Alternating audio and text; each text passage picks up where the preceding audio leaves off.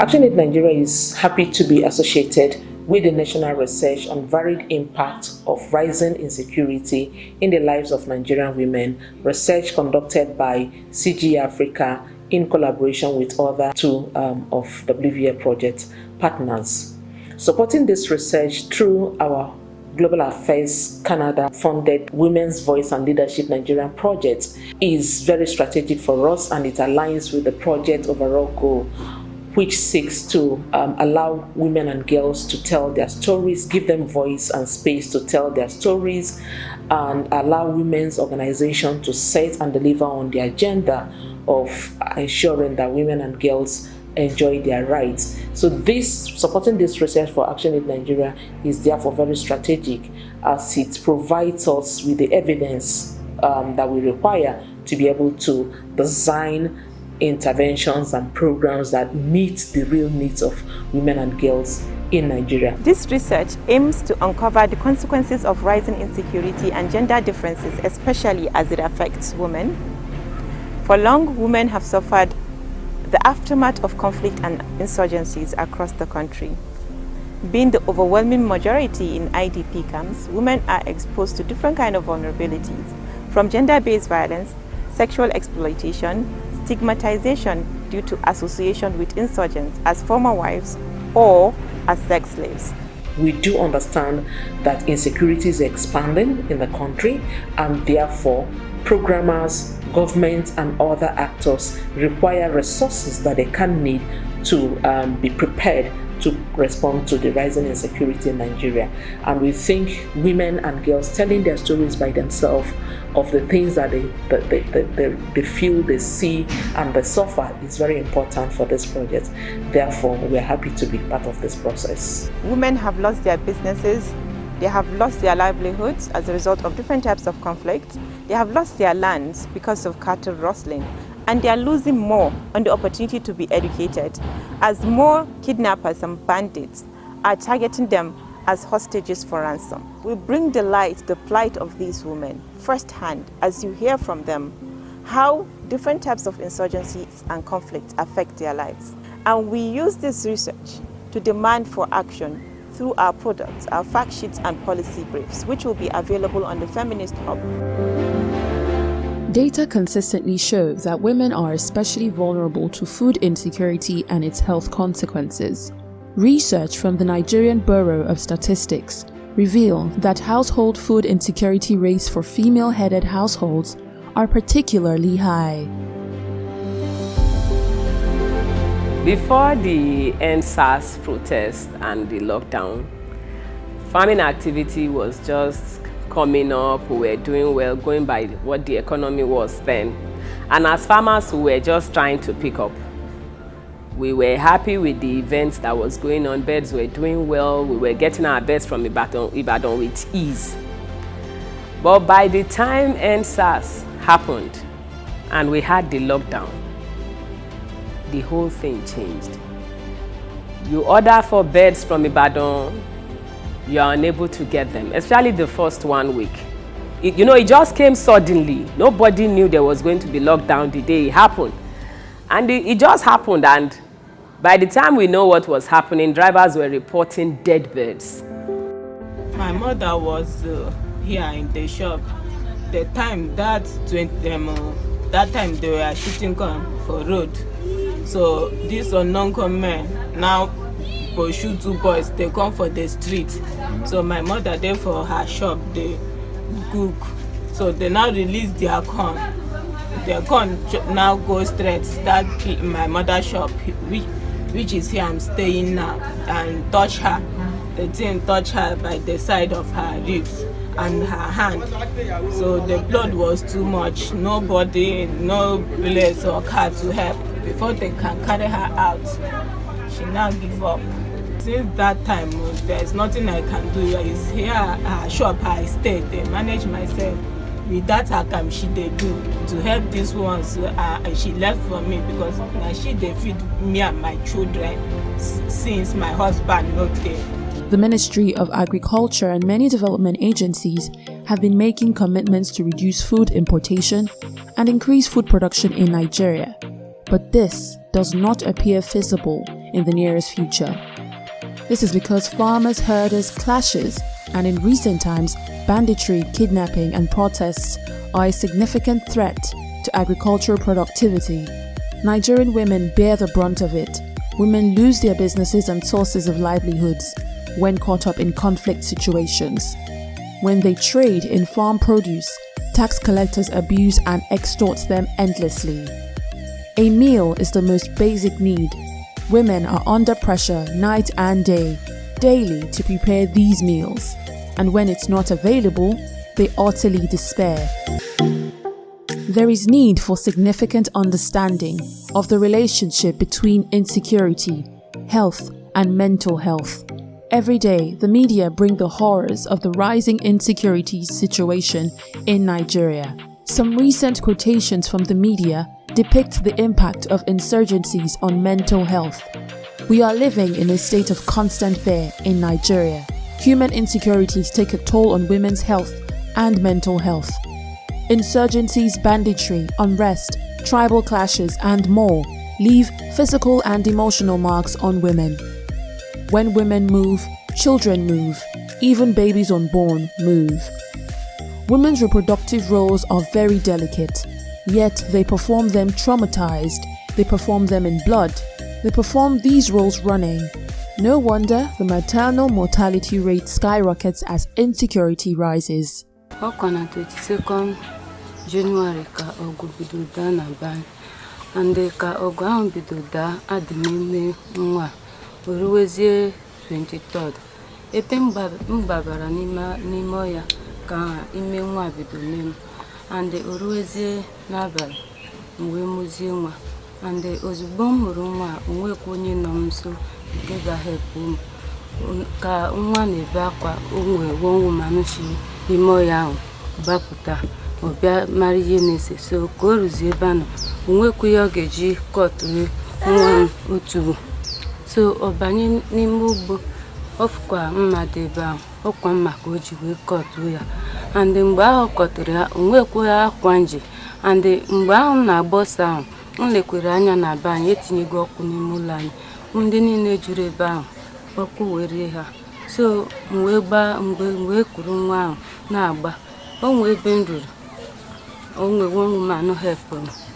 So ka chifu anyị banyezie ọkada bata Eziamgbo ka anyị ruru ebe a, and nnọgide 3 days asaghịkwa m ahụ.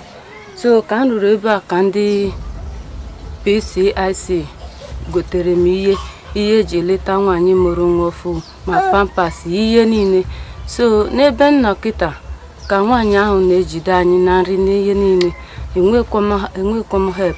So and nwaanyị ahụ atraigokwe, and ọ sikwa na Jenụwarị ka anyị chọkwa ebe ọzọ anyị ga-anọ, and ọkụ ya ma ihe nji na-ayọkwa Chineke ka m nwetakwa enyemaka, ka ọ bụ na mfụkwa onye ga-help m ọ ga-adịkwa m mma ma ndị mụ na ha so wee gbaa ọsọ a. Albashi daga Federal Government College birnin Yaounde. Wata ranar Asabar mun waye gari da safe karfe 7 na safe. Muka tarar da an manna leta sai headgear namu.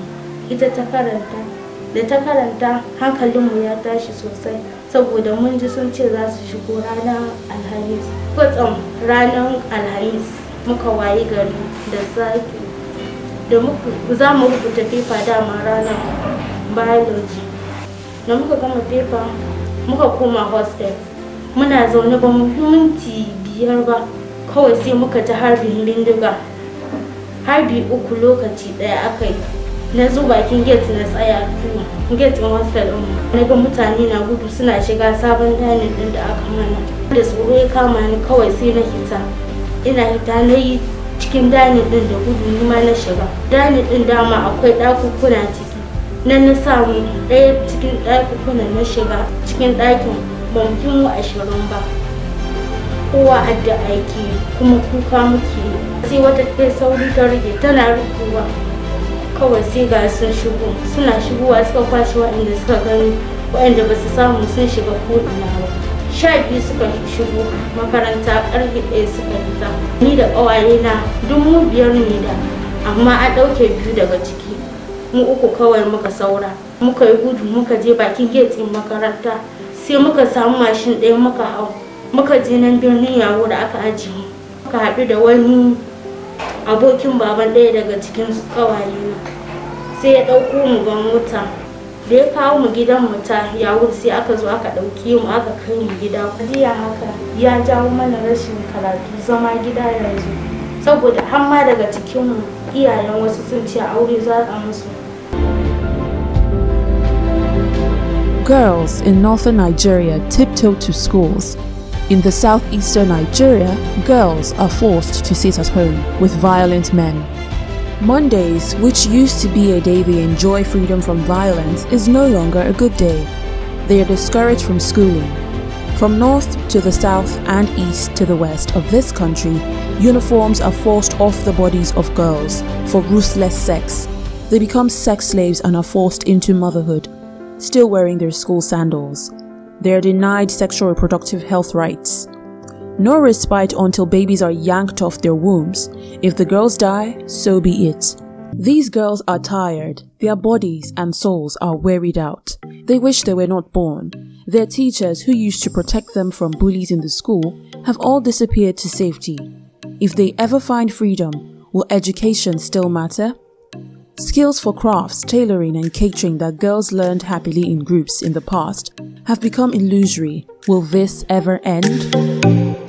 When the bandits took us, we trekked for days. No enough food, no enough water. Even during our period, no pads. We used some of our clothes, then no water to wash. We'll have to dry them, then use them again. Some of us that we met there, some of the ladies we met there told us they were raped. And the bandits were carrying guns. Like, they threatened to kill us, that if government don't pay them, that they will kill us. The sad part of it was that when we lost one of us, Ashim, when Ashim died, there was no prayer held for him. They just took him away, and I think he was just dumped somewhere. And we were very afraid, and because of the threats and the rape issue, we are very afraid, and we will be crying. Most times we cried and cried, and the bandits were like, they are going to shoot us. So we live with them with fears. Well, Alhamdulillah, we are back now, but that fear is still in me. I don't like seeing visitors, especially Fulanis, because anytime I see visitors, I'll become very afraid, and really I want to leave Tegina somewhere, and I don't want to go to school again because I'm still afraid that it might happen again. Well, I hope that the government will provide security in school and in the environment. See, that way they took my children, no any support except prayers, churches, and help for prayers. When I'm with my children, even though nothing, my children can, if as I said, they see them and they feel joy to them. Even though no food, my children can fetch water, drink, no problem. See, that time, no food, nothing, no, even school, even house rent, nothing. And so people, they pursue us from where to where. To pay school, to pay house rent, no problem. My husband, where they get something everywhere, nothing. Sometimes my husband, so he go sit down and they think, they cry. So you see my high BP don't enter him because of overthinking.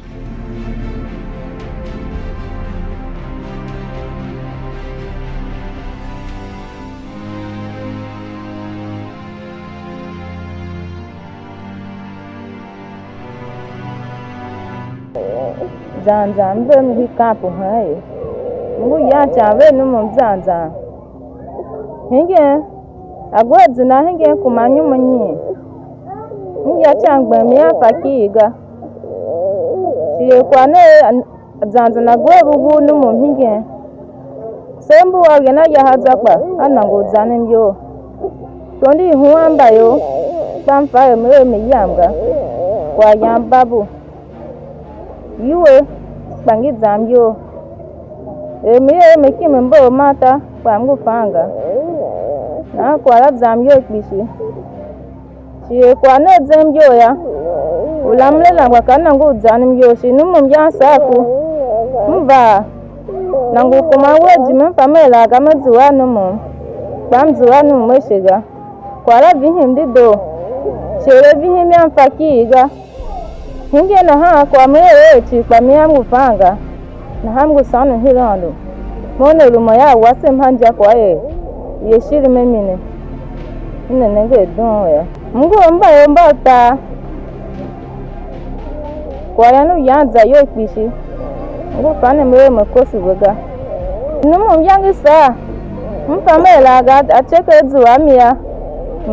Ana haa la gamo yipa. Mbo yanve hiya metesi jimeka walute jine. Ha kwa cheke kwa zuwamiga. Kati ote yani toa biname. Chiko jiri vengihe. Mba tembe. Kwara bihim chimpakiga. Anku yanu mkahawe mfame. Bagwe wuwa ya mulu vaa suhanye mele one. Nangu ya mkoso mbayo. Ha kwa bagwe ya chicha. Hinge na haa. Mkala fakiri yaga. Na hamgu zamble wande mone lumaya wate mhanja kwa yebe memine. Msu wandu kishi. Hanja kwa elimne. Kai. Mungu fata la manga. Mle ya mahara kwa mungu fata la manga. Nguone seti wane.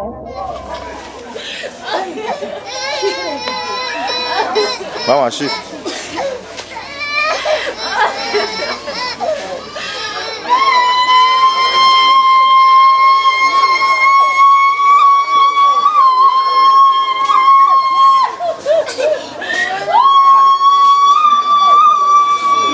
Considering that conflict, crisis, insecurity impacts women differently from men, we want to recommend that governments at the national and state level should ensure they set up a gender-sensitive peace architecture that incorporates women and men across different state and non-state institutions. And we want to also recommend that security issues should not only be discussed amongst with government and security agencies, but government should incorporate other MDAs like Ministry of Women Affairs, Ministry of Health, Ministry of Education, Social Welfare, and all that. We also want to recommend that each state government should ensure the domestication of the policy on women, peace and security. That's the United Nations Security Council Resolution 1325, where state action plans are developed and implemented to cater for the needs of women and children. We also want to ensure that the government should set up shelters and SAC centers that cater for the needs of survivors of gender-based violence. And lastly, we want to recommend that the Ministry of Women Affairs should work with development partners to build the capacity of women on conflict assessment, conflict response, and peace-building initiatives so that women can have the required capacities that they need to contribute positively to the peace and security of the nation. In order for the government to have a gender-sensitive approach during and post-conflict situations, the following things should be considered. One, the role of women and men separately in acting as an instrument fueling conflict.